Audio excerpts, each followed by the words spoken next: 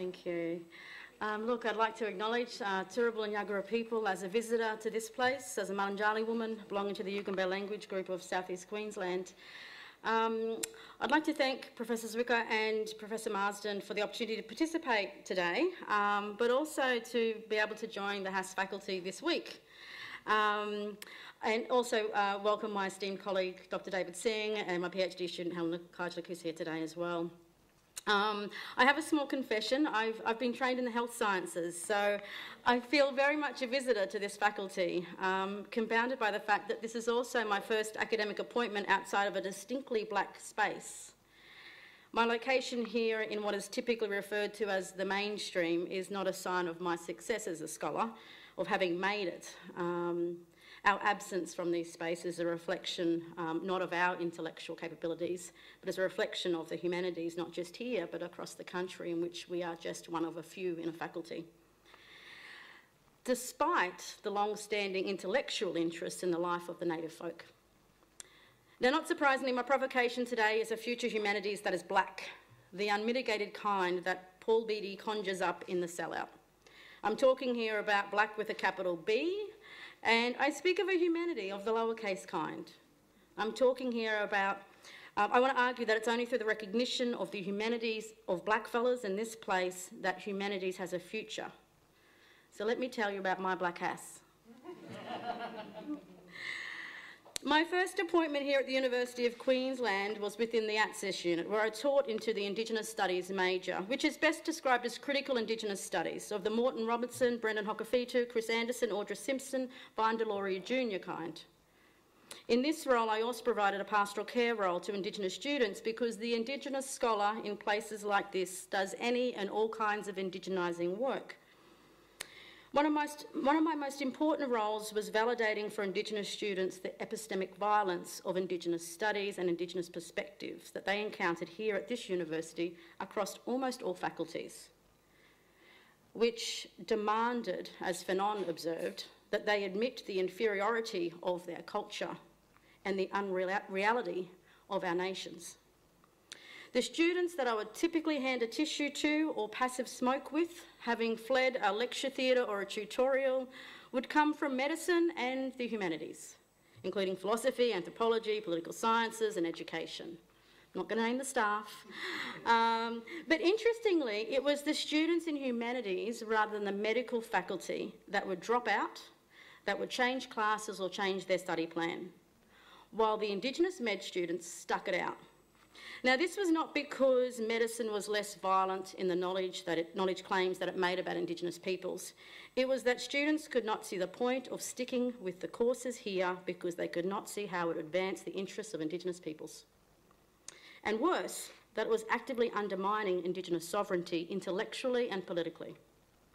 At least in medicine, one could remedy Indigenous bodies in their state of illness to one of wellness.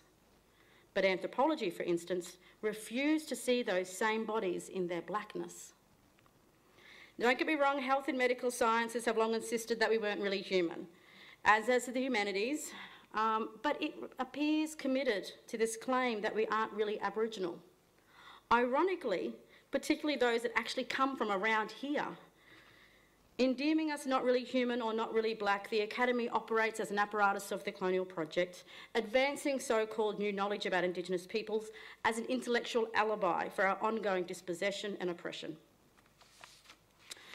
Working within an institution that renders one not human and not real certainly is a peculiar sensation as an Indigenous academic, a kind of double consciousness to invoke Du Bois, the black sociologist and founder of modern sociology in the US at the turn of the 20th century, who of course was written out of the founding story and had his intellectual work marginalised, because of course black people are incapable of being knowers.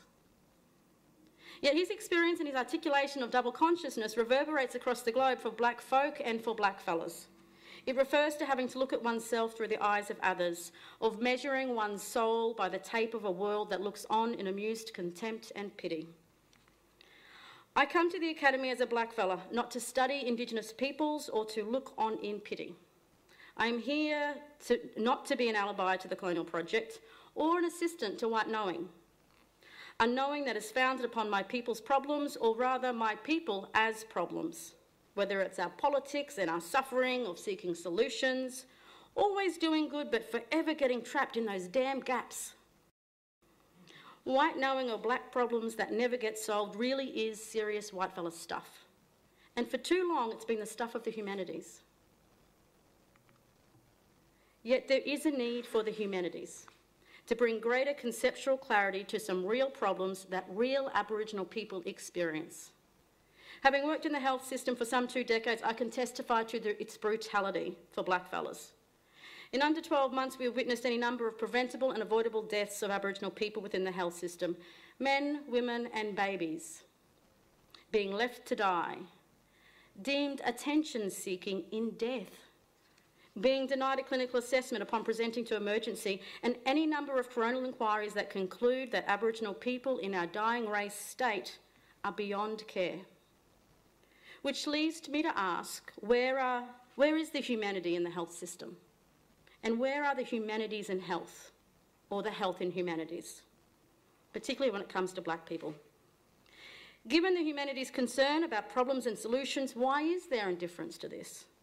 Why aren't the humanities shifting the gaze from the culture of the native folk to the culture of violence amongst colonial institutions, including health and justice systems that brutalise black bodies, regardless of whether or not they speak their native tongue fluently? In all of my years of undergraduate and postgraduate studies in health, I was taught that the solution to Indigenous health improvement was the regulation and surveillance of black bodies, the holy trinity of health promotion, nutrition, physical activity and smoking cessation. I was never given the conceptual tools to understand fully racialised health differences as something socially produced by society and its institutions. So this is why I'm here. I know that it is within humanities that particular knowledges can be brought to bear to ensure our future as Indigenous peoples, not just the future of humanities. In fact, in this place, they are bound up together and so deeply entwined. A future humanities, however, must first reconcile its refusal to see our humanity in the very land in which we became human in. As a blackfella in this place, despite being a visitor, I know who I am. I know where I come from. And I don't come to this place seeking to have my humanity validated by it.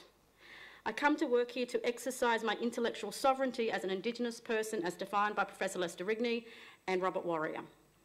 Rigney explains Indigenous intellectual sovereignty as a way to recover and invent new Indigenous Australian intellectual traditions, to find contemporary solutions to the world that is ours today.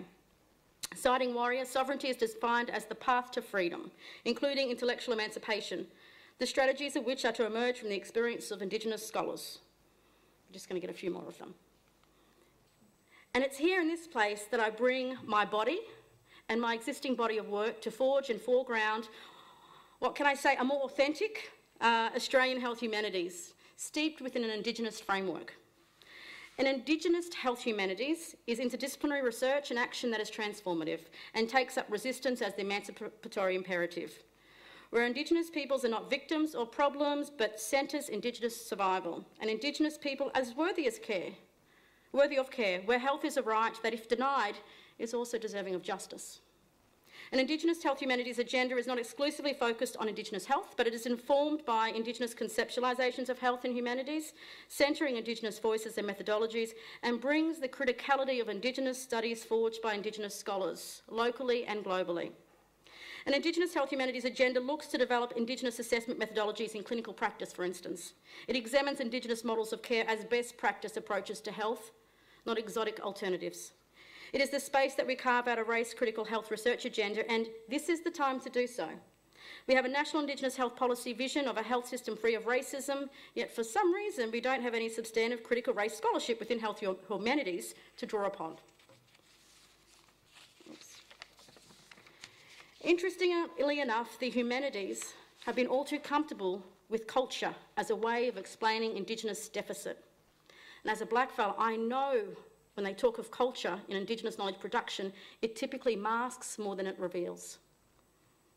And Indigenous health humanities is courageous as blackfellas have had to be in the colony. It is determined to attend to power and its uneven distribution within the research enterprise itself, not just in the type of knowledges that are produced. It is not distracted or deterred by the tears or intellectual curiosities of non-Indigenous researchers writing their next book about Indigenous problems and solutions. It honours and upholds intellectual warriorship of Indigenous scholars. It does not erase them or demonise them. Australia, like the humanities, has both a black history and a black future.